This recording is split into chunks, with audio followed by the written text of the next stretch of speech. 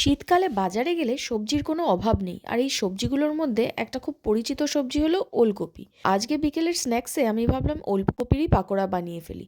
তো ওলকপির পাকোড়া বানানোর জন্য আমি দুখানা ওলকপি গ্রেট করে রেখেছি, তা নুন দিয়ে কিছুক্ষণ রাখার পর ভালোভাবে চিপে জল ঝরিয়ে একটা পাত্রে নিয়ে নিয়েছি। তার মধ্যে অ্যাড করেছি কাঁচা লঙ্কা কুচি, রসুন কুচি, পেঁয়াজ কুচি, 1 চামচ বেসন, 1 চামচ চালের গুঁড়ো, সামান্য পরিমাণে হলুদ গুঁড়ো, কিছুটা কালি জিরে আর পরিমাণ মতো নুন দিয়ে সেটাকে ভালোভাবে মেখে রেডি করে নিয়েছি।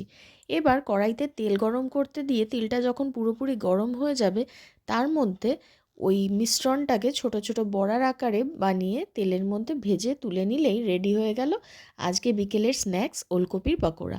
নর্মালি ওলকপি বাড়িতে এলে ওলকপির ডাল না করলে কেউ খেতে চায় না, ঠেলাঠেলি শুরু হয়ে যায়। বাট আজকে এই পকোড়াটা রেডি করে চায়ের সাথে সার্ভ করাতেই দেখলাম কয়েক সেকেন্ডের মধ্যে প্লেট খালি হয়ে গেল। তোমরাও যদি সেম সিচুয়েশন ফেস করো তাহলে তোমরা এই ট্রিকটাকে ফলো করতে পারো। তো আজকের এই মিনি ব্লগটা কেমন লাগলো অবশ্যই আমায় জানিও। টাটা।